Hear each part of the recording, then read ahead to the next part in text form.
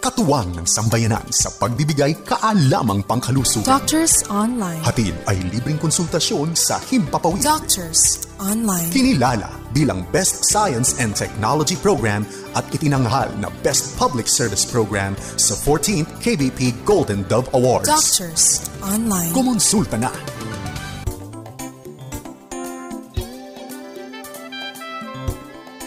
Magandang araw sa iyo kaagapay. Welcome po sa Doctors Online kung saan hatid po namin ay libreng konsultasyon sa Himpapawid. Ako po ang inyong kaagapay sa kalusugan, Grace Estabilio. Tayo po ay napapakinggan sa 702 DZAS AM band sa PM Radio, FEBC.ph, gayon din sa FEBC PH stream. Of course, dito po sa ating Facebook Live, 702 DZAS, FEBC Radio TV. Tayo po mga kaagapay ay miyembro ng KBP o kapisanan ng mga broadcaster ng Pilipinas. Marami pong salamat sa iyo kaagapay na nakatutok na sa atin ngayon. Ang makakasama po natin ay si Doktora Marie Michelle Cloan, isang gastroenterologist. Kaya kung may katanungan ka kaagapay, ay welcome po yan.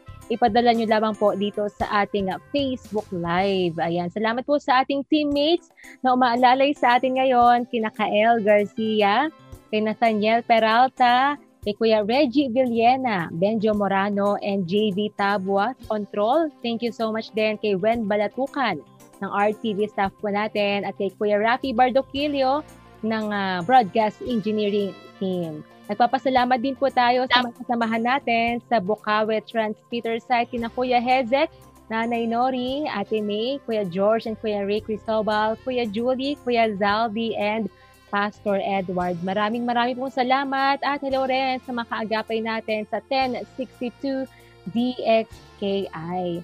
Muli po ang ating pag-uusapan ay patungkol po sa gallstones. Ayan, ano po ba yung mga dahilan ng pagkakaroon ng gallstones? Ano po ba yung mga sintomas nito?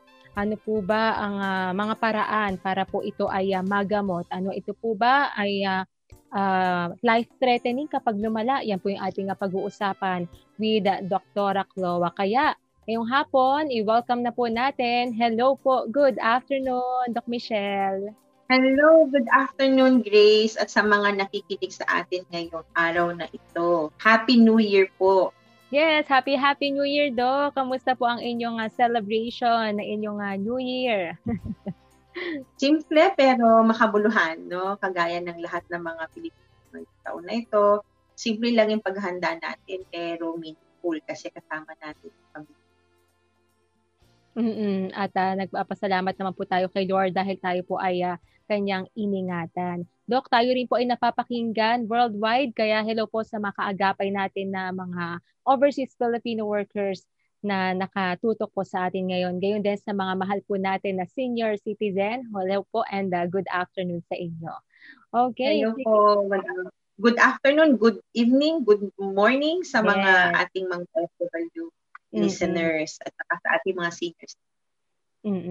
Hello po and good afternoon po muli sa inyo. Sige po, simulan na po natin Dr. Cloa ang ating pag-uusapan dahil nga may mga kaagapay po tayo na iniinda po yung pananakit sa kanilang sa gallstones. Kaya ano po ba itong sakit na ito? Ano po ba yung mga dahilan? But Doktora, for the past year po marami po ba kayong patients na ginamot dahil po sa sakit na gallstones? Okay, so una sa lahat, ang gallstone ay ang bato na nakikita sa loob ng gallbladder. So, hindi lahat ng gallstones ay nagdudulot ng pagsakit ng gallbladder o maatake sa pagsakit ng tiyan. Okay. So, pero ito ay napaka-common and usually incidental finding lang sila sa kanilang ultrasound na ginawa for some other reasons or during executive check-up. Alam mo, Grace, napaka-common nitong sakit na to at nagiging source din ng pagkakasanhi ng operasyon sa gallbladder o pagtanggal ng gallbladder. Sa ospital na pinupuntahan ko during the time ng COVID o yung pandemya last year, mga around 300 ang mga naoperahan sa pagtanggal ng gallbladder together with the gallstone. Oo, pero mga previous years, mas doble or triple pa yung mga numbers na naoperahan dahil sa gallstone. So Okay. ito po ay napaka-common din naman po sa atin na type of disease, itong gallstone disease na ito. Kaya po napaka Yun. dangerous din po pala ito ano dahil nga po from your yung engineer niyo po sa amin ay ang dami rin hindi lang po less than 100 300 at yung previous years pa ay mas Mm. marami pa no na mga Ito lang yung mga nooperahan. So, ito lang yung mga nooperahan. So, ibig sabihin, mas marami pa yung mga porsyento kasi ng mga tao na mayroong gallstone pero hindi naman nooperahan. I So, see. around mga 2/3 ang mga hindi nooperahan, yung mga 1/3 lang yung naoperahan. So, you can just imagine yung magnitude ng mga nakakaroon ng gallstone. At mamaya po explain niyo po sa amin yan paano po ba yung surgery, paano po ba yung treatment nito ano. Kaya pero bago po iyon, ano po ba itong gallstone at ano po ba yung mga dahilan nito, Dr. Chloa? Okay, so una sa lahat, magsimula tayo sa gallbladder. Ang maganda, meron akong visual aid dito sa likod ko. Yes. Ang gallbladder natin, ito yan. So, it is para siyang supot sa ilalim ng atay na nakikita dito. No? Ang usual function niya is mag-store ng bile o yung pait or juice na ginagamit sa pangtunaw ng mamantika na kinain natin. So, kapag napapasobra yung mantika sa diet natin, o kapag napapadami yung mga bile salts ng mamantika, yung mga cholesterol, at kapag hindi masyadong gumagalaw yung gallbladder, ito yung formula para magkaroon ng mga crystal formation and eventually mabubuo ito and become gallstones. Kadalasan nakikita ito sa mga babae, higit sa lalaki, and then sabi nila yung mga matataba, may diabetes, mga nakikita rin ito sa mga kapamilya. So familial din. So pagka mayroong family history, meron ding predisposition to have a gallstone na problem. Okay. So yung gallbladder na yan, kapag kumain po kasi kayo ng mamantika, ipapump niya yung juice o yung bile na in-store niya na ginawa ng atay. Nang sa ganun, tong juice na to, bababa sa small intestine. Alam niyo naman po yung small intestine, dun po nangyayari yung digestion. So yun po yung overview ng gallbladder at saka ng gallstone formation. Paano po na-develop yung gallstones doon, Doc? So, gaya ng sinabi ko, yung bile kasi meron siyang basically, there are 3 components kung bakit nagkakaroon ng gallstone. One is kapag supersaturation ng fat, ibig sabihin sobrang-sobra yung mga taba dun sa component ng juice na yon, o pagka masyadong marami yung bile acids. And then third na composition na nakaka-contribute sa gallstone formation is kapag yung gallbladder ay hindi masyadong nagpa-pump. Nangyayari to sa mga pasyenteng hindi masyadong gumagalaw, sa mga pasyente na nagpa-fasting kasi walang digestion na nangyayari. Okay. And maaari din mga komplikasyon ng mga types of bariatric surgery o yung mga operasyon sa pag-address ng obesity. Yung Pagpapuli ng mga gallstones sa mga pasyenteng may sakit sa dugo kasi yung breakdown ng red blood cells can produce a type of stone na tinatawag natin pigment stone. Kasi mayroong dalawang klaseng gallstone, yung cholesterol gallstone o yung pigment stone. Yung pigment stone either brown or black, no? So yung black na stone, usually ito yung mga stones na nabubuo sa mga pasyenteng mayroong leukemia, may mga problema sa tubo na nagpo-cause ng hemolysis.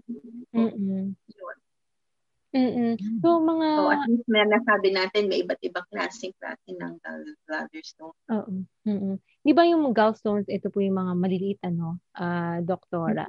Mga gaano kalaki po yung normally na inilalaki po nito?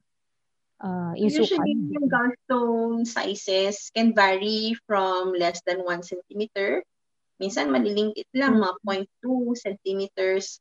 They can fill the entire gallbladder at times, no? So maaring maliliit na marami maliit na konti or merong mga namumuo din na they can coalesce and become bigger stones. Okay. So, ang normal volume ng ating gallbladder is approximately around 50 ml. So, sometimes we see patients na punong-puno ng gallstones yung buong loob ng sac ng gallbladder. So, so it can be varied yung sizes. Ano po yung mas masakit, Doc? Yung maliliit na mga bato or yung mas malaki na bato? Kasi wala sa size din, no? So wala sa size kung sino ang magde-develop ng pain, no? Pero ang mga maliliit mas prone sa complication. So ano-ano yung mga komplikasyon ng pagkakaroon ng gallbladder stone? So ito na yung itong mga lilit na bato, kapag merong lumabas o lumusot doon, maaari siya magbara naman dun sa bile duct system. So problema yan kasi maaari kang manilaw, magkaroon ng infection, maaari makamatay. Maaari din siya ma-block din niya yung daanan ng passage ng pancreatic duct at mamagay yung pancreas. So it can cause pancreatitis as well. No, ang nakakatakot dyan yung sepsis o yung infection because of overwhelming infection as a result of inflammation of the gallbladder. So, yung mga maliliit na yon pagka nagkaroon ng pag-pass down dun sa bile duct, nagkakaroon ng more than the usual surgery na ginagawa. So, hindi na yung simpleng pagtanggal ng gallbladder kasi nagkaroon na nga siya ng komplikasyon at nagpulog siya ng mga ibang batos sa bile duct system. So, komplikasyon po talaga iyon. Pero, hindi, gaya na sabi ko, wala sa size. So, maaring kahit na malaki siya, Grace, maaring hindi siya nagpo-cause ng symptom. Maaring maliit nga siya, pero siya naman yung nagpo-cause ng symptom. Ang nag-cause kasi nung pag nagiging sanhi ng kung bakit nagkakaroon ng inflammation or pain, is kapag yung bato na nandoon sa loob ng gallbladder, siguro lapit ko lang to, Grace. Sure, Doc. Kapag yung bato na nanggaling sa gallbladder, ay biglang magsisiksik dun sa neck, no? Gustong lumabas dun sa makitid na passageway na yon. Yung attempt na yun na gusto niyan lumabas creates pressure and then nabablock na yung passageway ng gallbladder. So, yun yung dahilan kaya namumuo yung mga fluid dun sa loob. And syempre, pagka nagkaroon ng stagnancy, so, nagkakaroon na rin ng infection. So, yun ang nag-lead ng pagsakit ng gallbladder at pamamagaan nito eventually. Ano po yung dahilan, Doc? Bakit po nagkakaroon doon ng stagnancy? Doon po sa area. Kapag yung maliit na bato na yan, gustong lumabas doon sa leeg, no? Kasi kung mapapansin mo yung gallbladder, meron siyang sac, tapos meron siyang tangkay. Yung tangkay na yon napaka-narrow ng passageway. So, pagka merong bato sumisiksik doon, masakit yon kasi pag imagine mo yung gallbladder, pag magko-contract na siya, sarado yung lagusan, masakit yon kasi may pressure build up doon. So, yun yung dahilan kung bakit tayo nagkakaroon ng biliary pain or gallbladder pain, no? Masakit yun. Hindi mo siya makakalimutan. Tumatagos hanggang likod. Minsan, mararamdaman siya dito sa balikat. That's my next question, Doc. Saan po ba dalas na nararamdaman yung pananakit kapag nagkaroon po ng ganun kondisyon? Sa likod? Even sa shoulder? Saan pa pong parts ng katawan? So, since yung ating liver is situated sa right, so yung gallbladder nandun sa baba niya, so mararamdaman natin yung pain. May bandang kanang itaas na bahagi po just under the rib. And then dahil malapit siya sa diaphragm, yung area na yan, so, tsaka yung innervation, I mean. So, yung pain minsan natatransmit dito sa kanan, tumatagos hanggang likod. Especially after a fatty meal. Kapag halimbawa, Doc, nakaramdam na po ng ganun pain, dapat po ba nagpa-check up or kasama na po doon yung mag-undergo na po ba agad ng operation? Okay, so minsan merong mga episodes ng mga biliary pain or ito yung pain na galing sa gallstone na masakit siya pero minsan may mga times na fleeting. Pero yung po talaga na talagang may evidence na namamaga at kailangan operahan yung gallbladder is kapag hindi na po nawawala yung sakit, tapos may kasamang paglagnat, pagsuka, o iba naninilaw, may signs na ng complications, ay punta na po kayo ng emergency room.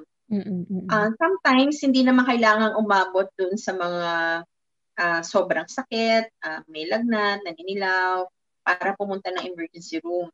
Once na yung gallstone is nagpo-cause na siya ng symptom or simptomas sa pasyente ng pagsasakit, especially after a heavy fatty meal, no, at paulit-ulit ito, then that is already an indication na kailangan kang operahan. So hindi naman siya emergency surgery, ang tawag dito elective surgery. Ibig sabihin, pwede ka pang makapaghanda ng schedule mo, ng mindset mo, ng finances mo, para makapagpa-opera. So hindi siya, pagka ganung pagkakataon na paulit-ulit ng na-attacks at wala namang evidence ng inflammation, pwedeng elective gallbladder surgery. Or cholecystectomy yung tawag doon. Mga ilang taon po kadalasan ulit, Doc, na nagkakaroon ng sakit sa gallstones? Mga anong range po ng age? Nung unang panahon, sabi nila 4Fs, female fat, 40, tsaka fertile. So, sinama nila ngayon yung F, yung fair skin daw, or pwedeng yung familial tendency. Yan. So, usually ito yung mga age group. Pero, tinanggal nila, parang gusto nilang tanggalin yung 40 kasi nakikita din siya sa mga 40 years old and above, no? So, hindi porke lumagpas ka na doon sa age group na yon ay hindi ka na magkakaroon ng gallstone. I see. So, nasa ganung stage. At yan po yung, kumbaga, nag-accumulate na, no? Do kasi sa mga, sa lifestyle, mga kinain ng mga previous years, ng taon sa buhay. Oo, especially yung mga obese, o kung halimbawa meron ka namang sakit na diabetes, prone din naman sila na magkaroon ng gallstone. Mga pasyenteng merong liver cirrhosis, ito rin po yung mga types of patients na prone din pong magkaroon ng gallstone. Mga patients with blood problems na magitan natin kanina. Doc, ano po yung kaibahan o pinagkaiba ng gallstone sa kidney stones? Basically, yung location, kasi yung kidney stone sa kidney. Wala nga dito kasi di siya part ng gastrointestinal tract. Ang kidney is part of the urinary system or excretory system, di ba? So, but the gallstone, ito yung bato na nandoon sa loob ng gallbladder po. So, magkaiba po sila. It so happen na bato lang sila, ang tawag sa kanila pareho ay bato. Okay. At maganda po, mamaya po ay magbibigay po kayo ng advice sa ating mga kaagapay. Ano po ba yung mga paraan para maiwasan yung pagkakaroon po ng gallstones? So, meron po bang alternative na treatment for this, Doc? Okay, so ang treatment basically for gallstone disease is surgery po. Hindi po talaga maiwasan na hindi magpa-opera. Kasi sinasabi nila, they have tried yung oral dissolution therapy, so using ursodeoxycholic acid o yung mga types of secondary bile salts na maaring makapagpatunaw ng mga cholesterol type of stones. Pero hindi niya kayang tunawin yung sinabi natin kaninang pigment stones, yung brown and black pigment stones. No? At saka hindi tiyak kung matutunaw niya talaga, and you have to take the medicine for a very, very long time bago siya mag-effect. And then even then, pag tinanggal mo naman yung gamot, nandun pa rin yung tendency mo na mag-form ng gallstone. So, inabandon yon. So, kung kaya po, merong sinabi ng doktor ninyo na merong indication na tanggalin yung gallbladder nyo together with the stone, ay yun lang po talaga yung rekomendasyon. Marami nagsasabi kasi sikat sa internet yung flushing. No? Okay. So, parang may apple, may olive, ganyan. So, hindi po ito rekomendado. Kasi kahit na po, subukan niyo po na magpa-baseline ultrasound kasi ito yung paraan na nadadiagnose yung gallstone. Subukan niyo man po yung sinasabi niyo flashing and then ulitin po yung ultrasound. Nandun pa rin po yung gallstone. So, wala pong ibang way talaga kapag kumbaga 50-50 na or wala na po ibang choice, kailangan na po talaga mag-undergo ng operation at depende po sa May mga paraan, Grace, na halimbawa in emergency cases sa mga pasyenteng hindi candidate for extensive, kasi considered major surgery po ang cholecystectomy or removal of the gallbladder. Yung mga pagkakataon, yung mga elderly patients na very weak na kailangan lang i-decompress yung gallbladder, nilalagyan lang po ng tubo yung dulo ng parang sac, no, para ma-release lang yung pressure. Pero for special situations po yun. So in general talaga pong tinatanggal yung gallbladder kasi napag-alaman nila pagka hindi mo tinanggal yon, yung bato lang, nandun pa rin po yung propensity to produce stones. So, kailan po ulit kayo back to the operating table again. Tanggal lang ng tanggal ng bato. Ano po ulit yung tatanggalin, Doc, maliban sa bato? Ano po ulit yun? May iba pa po bang kailangan tanggalin? Yung mismong gallbladder. Hindi pwedeng tanggalin yung bato lang. Unlike yung sa kidney stone, na kidney stone lang yung tinatanggal. Dito sa gallbladder, everything has to be removed. No? So yung buong gallbladder, together with its contents. So kapag natanggal na po yung gallbladder, yung buong gallbladder na yon, so wala na pong kumbaga tendency in the future na magkaroon. Kasi wala na yung paglalagyan. Oo, yung sasalo ng. Oo. However, there are very rare instances na yung pasyente talagang stone former, wala na yung gallbladder, magpo-form naman siya ng stone dito sa billet tract, no, sa bile duct system mismo. Okay. Pero very, very rare instances yan, no? Sobrang dalang lang. Kanina po nabanggit niyo po sa age range, nasa 40s and above yung mga madalas na nagkakaroon.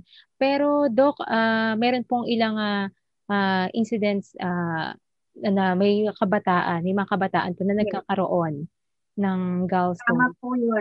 Tama po yun. Kasi doon po natitik in yung one is baka meron siyang other medical conditions that predispose sa gallstone formation. Or second po, kapag merong strong family history ng gallstone. Okay. So, history or pwede rin po sa lifestyle, Doc? Oo, lifestyle, usually sa mga sedentary individual, those who are into high-fat na diet. Yes, ma'am. And then, syempre, yung mga hindi masyadong inom na tubig. So, I cannot just overemphasize yung water intake, no? Na maaring makatulong sa pag-prevent ng pag-atake ng mga pamamaga ng gallbladder. Sa mga bata po or sa kabataan, early stages pa ng life, mga gaano po kalaki normally yung gallstones na namumuo po sa gallbladder? Actually, pareho lang din ng matanda. It can vary yung sizes kasi. Pero same na po yung sakit. Kasi baka mamaya sa bata po o sa kabataan, hindi po nila kakayanin yung sakit. Opo, pero wala pa naman ako nabalitaan sa mga babies. So when you say kabataan, we talk about mga teenagers. Yes, mga teenager, Doc. Kaya at same treatment po yung Doc, ano? Oo, Yes, ma'am. So same treatment. So nabanggit natin kanina anong function ng gallbladder. So, kung wala yung gallbladder, tuloy pa rin naman po. What I mean is, it is compatible with life. No? Sabihin, pwede pong mamuhay nang walang gallbladder. Okay. Kanina po, no, nabanggit niyo po na yung sa oral flushing, hindi po yun inire-recommend. Doon po ba sa oral flushing, ito po yung mga gamot lang po ba yun or kasama na po dito yung mga like mga juicing, mga smoothie, yun kasama rin po ba yun doon, Doc? Nawala. Yun. Ayun. So dun po sa oral flushing, Doc Loa, kasama po ba dyan ito po ba yung pag-intake ng mga liquid na mga gamot, oral medicine, yun po ba yun? Kasama na po. Oo, kasi ang connotation ng oral flushing na sinasabi, yung mga alternative or na recommendation na nakikita ng mga ating mga nanonood or mga pasyente sa internet, sa YouTube. Na ginagaya nila kasi kumbinsido sila na maaring matanggal yung gallstone nila. Pero time and again, sa experience ko rin, hindi po nangyayari. Okay. So, sa inyo po sa medicine field, hindi po ni-recommend ang oral flushing at ang kailangan po para sa treatment ay kung kinakailangan ay ang surgery. Marami pa po tayong pag-uusapan. Doc Loa. Sa ngayon po ay magbe-break po muna tayo saglit at maya-maya po ay ituloy po natin ang ating pinag-uusapan patungkol po sa gallstones. Stay po muna kayo dyan, Doc Loa. Okay, kasama po natin mga kaagapay si Dr. Marie Michelle Cloa na isang gastroenterologist at patungkol nga po sa gallstones ang ating pinag-uusapan. Tayo po ay magbabalik makalipas ng ilang paalala.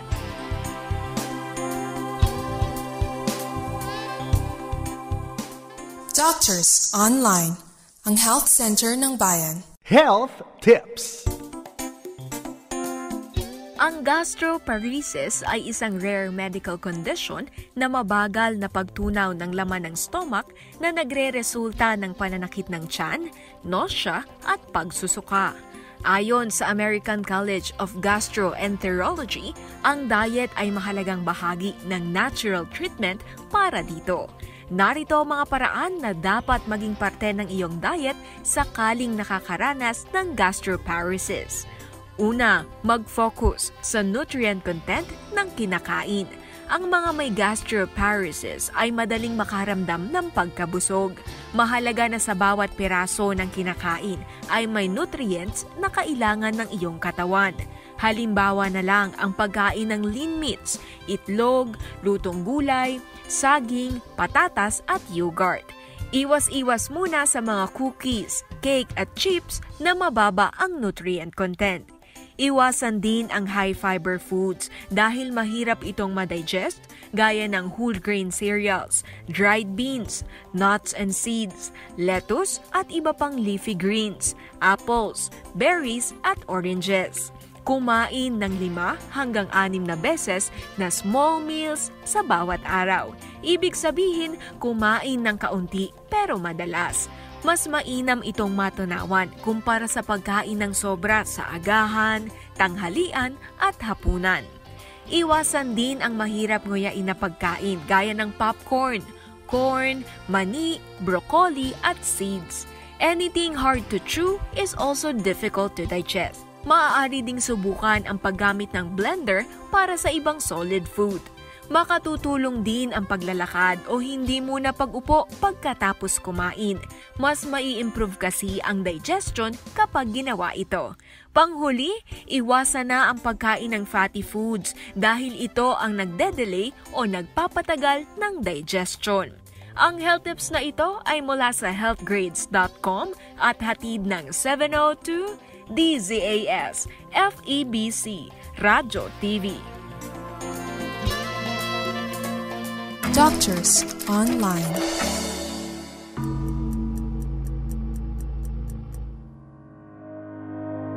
Imbitado ka sa IDC 2021, isang New Normal Discipleship Online Seminar. Pag-uusapan ang mga sumusunod, establishing and affirming our identity based on truth that cannot be altered, whole person wellness, gospel sharing to a new generation, winning at work and family in the new normal, raising up the next generation of Christ's followers online, healthy family dynamics, and more. Para sa iba pang detalye, bisitahin ang idc.org.ph.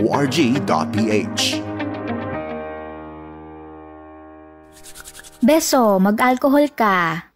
Bes, dry na yung kamay ko, kaka-alcohol. At least patay ang mga germs at virus. Hindi kakalat sa ibang mga gamit o kahit anong bagay na hawakan mo yung COVID.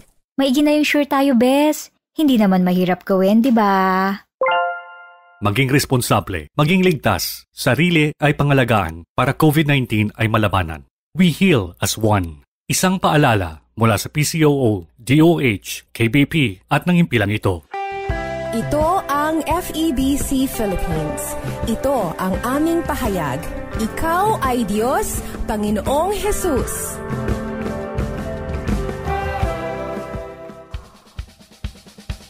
Iyo ang tanong. Kay Doc ang sagot.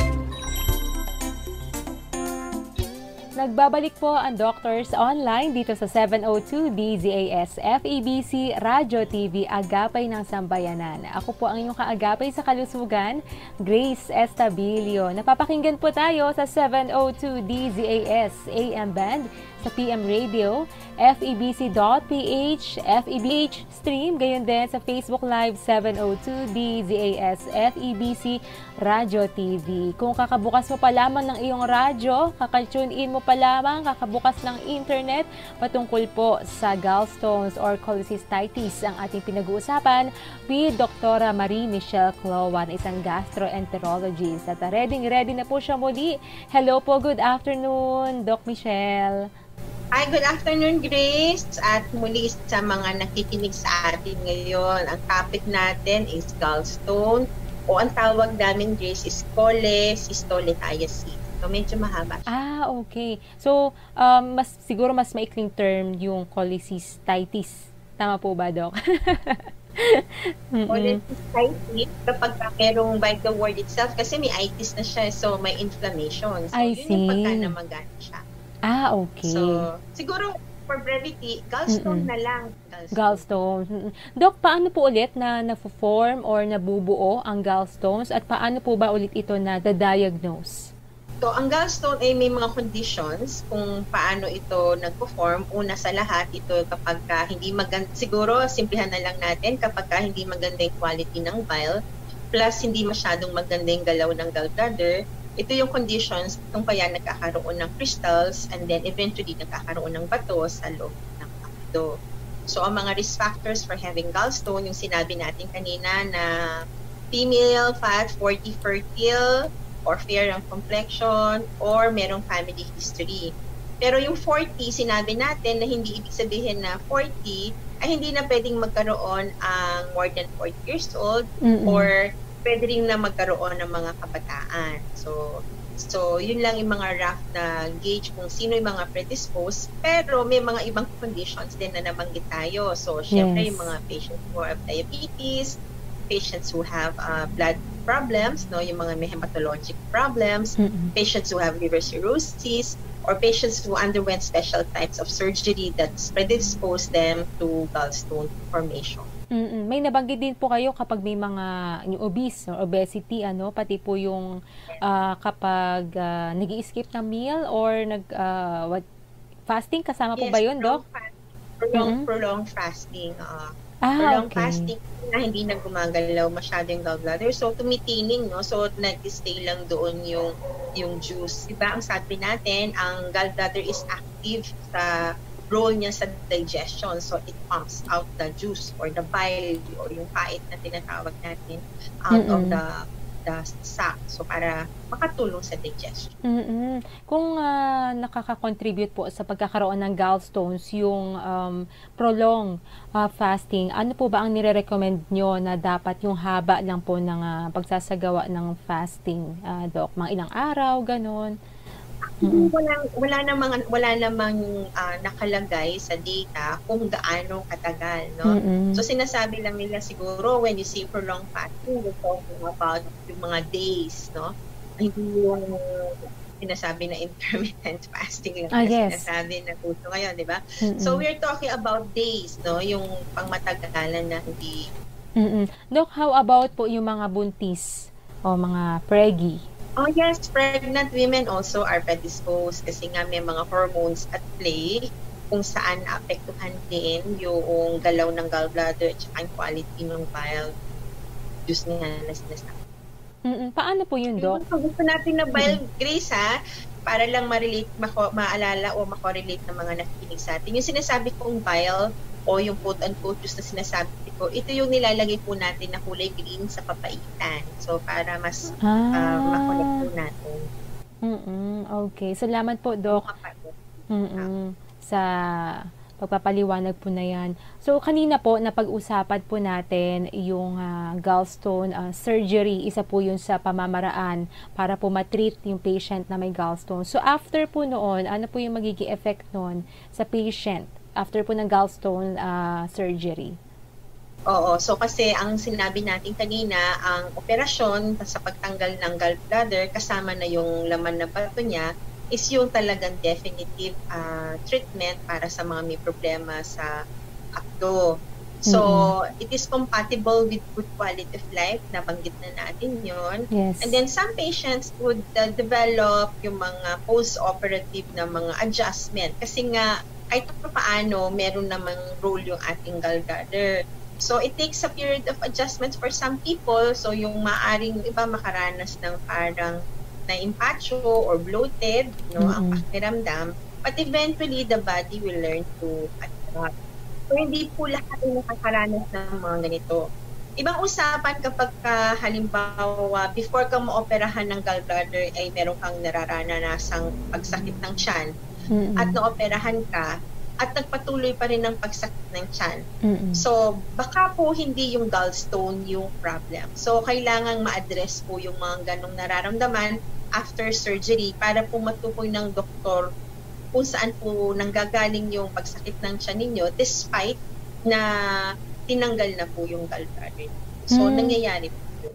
May mga ganun po pala instance na kahit na after surgery, mayroon pa rin po pala na nag-occur na mga ganong kasi baka iba yung pinanggagalingan ng sakit, Grace. Yun lang naman ang gusto nating i-emphasize sa kanila. It might not be the gallbladder, kahit na meron tong bato, diba sabi natin kanina, hindi naman lahat nagpo-cause ng pain, no? Minsan may mga pagsakit-sakit tayo sa tiyan na iniisip ng iba na gallbladder or dahil sa bato. Kasi nga, incidentally, nakikita sila sa ultrasound.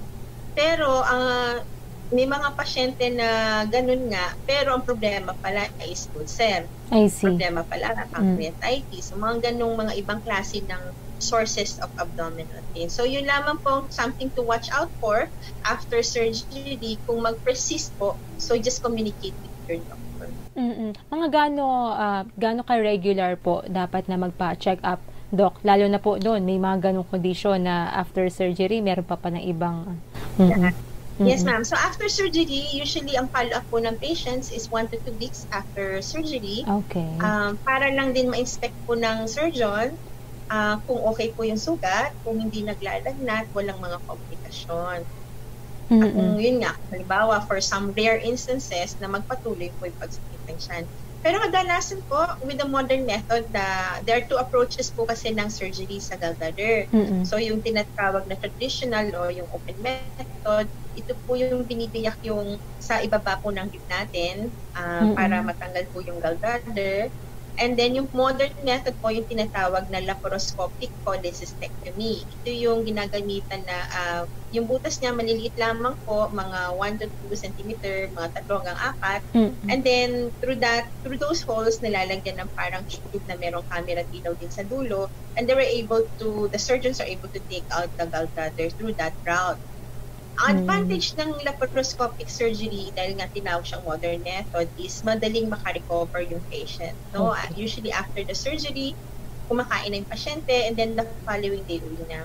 For some centers or even abroad, day surgery nga lang yan. Ibig sabihin, papasok ka, magpa-opera ka, tapos uwi ka na. So, ganun siya. So, pero yung kung pipiliin naman po, yung traditional method, is usually additional day lang naman ang pagstay kumpara dun sa modern method. Pero kung ito po yung pipiliin ninyo, okay lang naman po kasi same po yung objective, to remove the gallbladder together with the stone.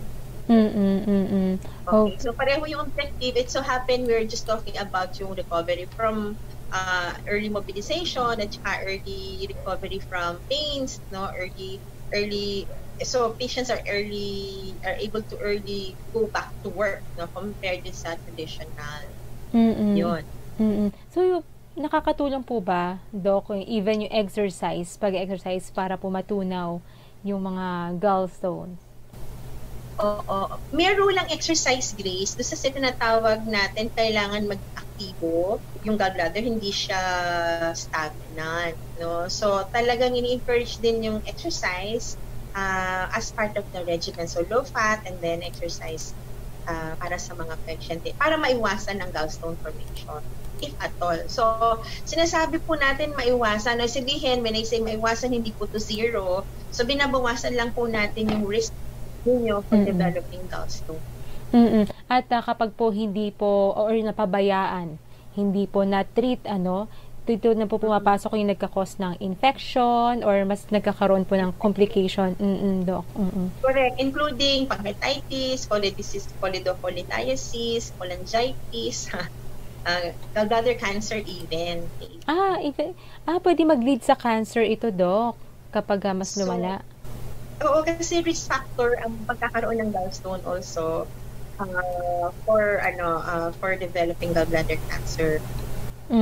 Okay. So, para po sa mga nagtatanong po, Doc, healthy po ba ang pagkain ng mani? No? Yung mga nabibili po na mga mani. Siguro yung ibang piniprito, yung iba po 'di ba na hindi piniprito. So, healthy po ba 'yon, Doc? As part of a healthy diet, okay lang po yung mani. Okay lang po yung mani. Okay lang naman. Pero po, halimbawa, meron ka ng gallstone. Di ba? Okay lang yung mani as part of healthy diet. Pero kasi, yung caveat dyan, kung ikaw ay meron ka na na-diagnose na gallstone at meron ka ng episode na sumakit na siya, so syempre mani has fat, no? So it might trigger pain. Okay. Doon po after po ng gallstone surgery, pwede pa rin po ba magpatuloy? Kasi parang mag-iiba yung diet nun, Doc, mag-change lifestyle na yan, Doc, di ba? Opo, pero kasi ang sinasabi ko nga kanina, the body is able to adjust to absence ng gallbladder. So, yung mga nakakaranas ng mga, sabi nga kanina, hindi lahat nag-undergo ng adjustment. So, kung sa mga halimbawa nag-undergo ng period adjustment, eventually, katawan pwede naman. So, pwede pa rin naman kumain ng chicharon paminsan-minsan, mga ganyan. Paminsan-minsan, oo. Pero hindi natin the immediate surgery period. Yes. Hindi po yung immediate after. Siguro po, dahan-dahan lang i-introduce na tayo. Paunti-unti. Okay, salamat po, Doc. Ito naman, tanong ko lang po kung ano po yung tamang diet sa mataas ang cholesterol at mataas din po ang uric. Kasi, hindi na ito related, no? So, pero sasabihin ko, as an internist, ang tamang diet para sa mataas ng cholesterol is, of course, go for the white meat. So, fish, chicken, and then go for the good oils. So, coconut oil, olive oil, canola oil, di ba? Yes. Then, of course, kung tumataas ang cholesterol, kasama yung exercise din po. And then, may mga certain levels of elevated cholesterols na kailangan na nating magbigay ng gamot. So, para makatulong sa mag-agarang pagbaba po ng bad cholesterol natin. So, hindi na naman po lahat ng cholesterol ay masama. Meron pong good cholesterol. Okay. Yun. Doc, halimbawa po, sinabi pa lang niya, Grace, sa uric acid, no? Yes. So, uric acid, so, ang uric acid is commonly sa mga lamang loob, no? Pwedeng yung mga dried fish din, yung mga dilis, tuyo, mga dried fish na alam natin, anchovies, or pwede sa cheeses. Then, commonly familiar tayo sa mga legumes, mga beans, nuts, ganyan. So, actually, kung isa-summarize po lahat ng mga bawal sa uric acid, sobrang dami po nila. Wala na po makain. So, sabi ko nga, is lagi po everything in moderation. Yes. Ayun. Maganda po yun, no? Magandang reminder yun na lahat in moderation. Kasi may hirap kapag lumala. Lalo na po ngayon, during the pandemic, di ba? Ang dami ngayon ang nasa ospital. Siyempre, andun pa yung pangamba natin. Kaya para makaiwas tayo na nadalhin sa ospital, emergency, ay ingatan po natin yung ating mga sarili, yung ating kalusugan. Hindi yung nag-crave ka lang. Well, wala namang masama sa mag-crave. Siguro pa unti-unting kain, pwede. Pero kapag everyday, ganyan, lagi mo kinakain, hindi masusustansya, ay magre-regret tayo sa huli. No? Kaya napakaganda po na yung sinabi ni Doc, take it in moderation lang po, yung mga kinakain din po natin. So Doc, para po sa ating mga tagapakinig po ulit, ano po yung mga dapat na iwasan para po maiwasan ang gallstones? Okay, ang kalaban po ng gallbladder para mag-form po yung gallstone is yung high-fat diet. So, basically, gagawin natin yung opposite, no? So, medyo bawas-bawasan po natin yung pagkain ng sipata, lechon, chicharon, sarap. Oo. So, at the same time, kailangan po rin po na mag-exercise. And then, kung halimbawa meron po kayong diabetes, dapat po kontrolado po yung blood sugar natin. And then, water po, yes. Tubig, no? So, it is the driving fluid in the body. So, dapat po talagang na meet po ninyo yung water requirement po ninyo sa buong. So, low-fat diet, exercise, and then yes, at dapat po every day may kahit papaano meron po tayong exercise kasi mahirap po kapag sedentary lifestyle. Ayan. At saka may dadagdag ako, Miss Sige po, so, go ahead. paano ko lang din, it's always nice na pagtuntong mo siguro ng mga 30 years old or 35 years old and up, is meron ka man lang ng yearly ultrasound, no? So, okay. Yearly ultrasound, para nakikita natin yung liver gallbladder natin. Hindi lang yung gallbladder, makikita rin natin yung atay natin. So, hindi tayo nabubulaga minsan. Na, meron pala, no? So, it's always nice to have one.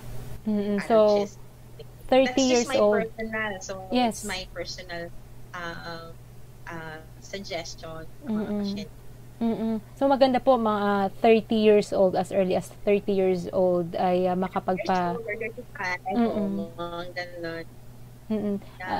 malalaman na po agad, Dok. Lalo na mga 40 years old and above para merong year. Okay, salamat po, Dok, sa tip na yan, ha. Kailangan po. Go ahead, Doc. Yes, please.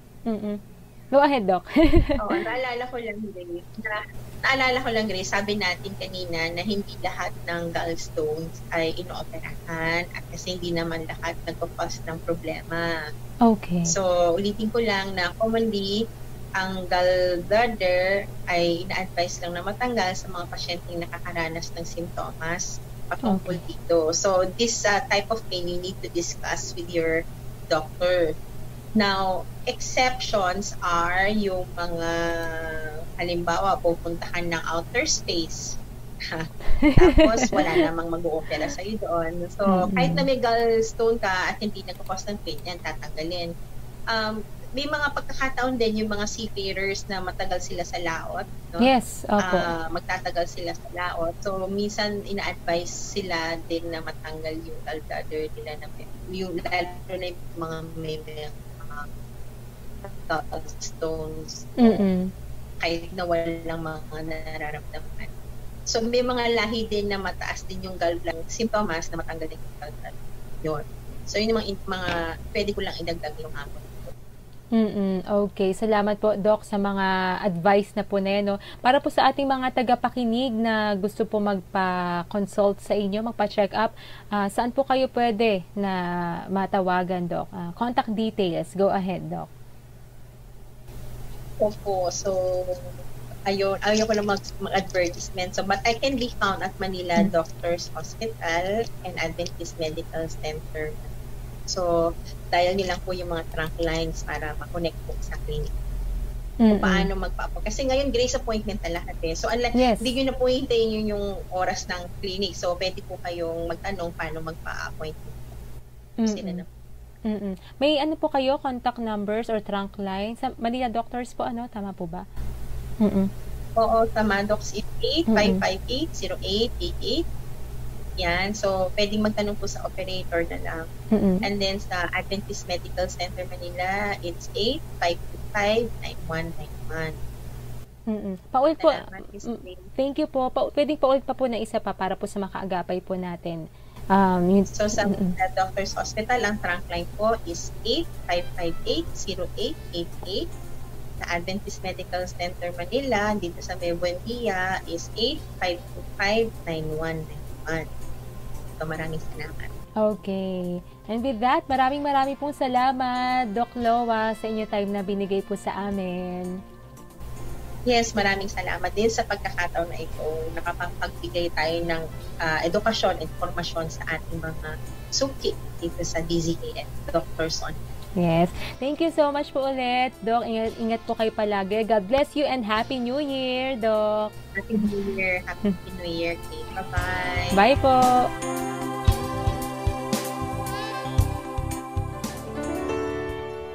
Sige po, sa mga oras na ito kaagapay, samahan niyo po ako sa pananalangin.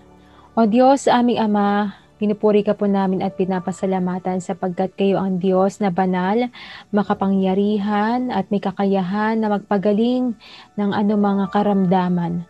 Lord, patuloy po namin inilalapit sa inyo ang lahat po ng aming tagapakinig, mga kababayan namin na hanggang ngayon ay nasa balik pa rin ng karamdaman, nasa higaan pa rin, hindi po sila makatayo sapagkat meron po silang iniinda na sakit. Lord, alam po namin na walang imposible sa inyo at pagagalingin niyo po sila mula ulo hanggang paa, O God. Marahil ng iba po ay maliban po sa physical struggle ay meron din po silang sakit na nararamdaman, concern, struggle personally, Lord, emotionally, even mentally, spiritually. O God, palalakasin niyo po sila, Panginoon. Kayo po ang nakakaalam ng nilalaman ng kanilang puso at isipan. Kaya, O God, dalangin ko po ang patuloy na inyong pangunguna sa bawat isa sa amin. Sa lahat ng aming ginagawa, Lord, tulungan niyo po kami na kayo lamang, Lord, ang maitaas at makita sa aming buhay. Lord, we thank you. Sa inyo lamang po kami patuloy na umaasa, nagtitiwala, Panginoon. Dalangin ko rin po ang inyong provision sa bawat tahanan, O God. Lord, we thank you at sa inyo po namin inilalapit ang lahat ng ito. In Jesus' name, Amen. Maraming pong salamat kaagapay na tumutok, nakinig sa programang Doctors Online. Atin nga po nakasama si Dr. Marie Michelle Cloa na isang gastroenterologist at patungkol po sa gallstones ang ating pinag-usapan.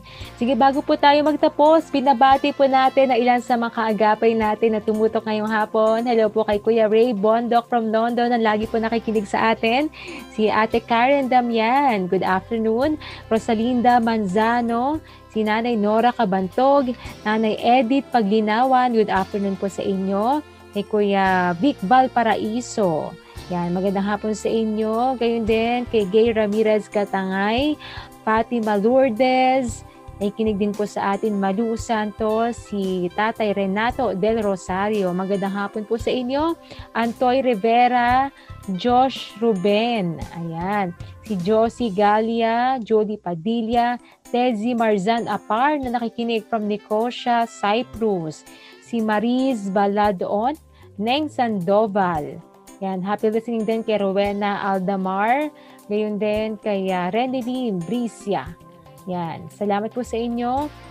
At nakikinig po sa atin din si Nanay Luz Viminda Alano. Nakikinig at nanonood po sa atin. Salamat po. At sa mga kaagapay pa po natin na patuloy po nakikinig at nanonood. Si Selly Aquino, hello and Happy New Year din po sa inyo. Stay safe din po sa inyong buong family. Si Bess Eugenio Gina Longkias. Yan. Si Elena Hernandez. Marami pong salamat at nagpapasalamat din po tayo sa ating mga teammates na umagapay tumulong po sa ating program today. Sina Kael Garcia, thank you so much po. Nathaniel Peralta, JB Tabua, Benjo Morano, and Kuya Reggie Villena. Salamat din po kay Wen Balatukan, ating RTV staff, kay Kuya Rafi Bardoquillo na ating broadcast engineering staff, at sa mga kasamahan din po natin sa Bukawi Transmitter site. Marami pong salamat. Inyo pong napakinggan ang Doctors Online mula Lunes hanggang Biyernes. Ako po ang inyong kaagapay sa kalusugan, Grace Estabilio, na nagpapasalamat at nagpapaalala na pangalagaan ang kalusugan dahil ang kalusugan ay kayamanan. Nais po naming makarinig mula sa inyo. Para sa mga kuro-kuro, mungkahi o mga bagay na nais ibahagi sa palatuntunang iyong napakinggan, sumulat lamang sa 702 DZAS, Agapay ng Sambayanan, 1 Corporate Center, 46th floor, Doña Julia Vargas Avenue, corner Meralco Avenue, Ortigas Center, 1605, Pasig City. O mag-email sa dzas info dzas.febc.ph.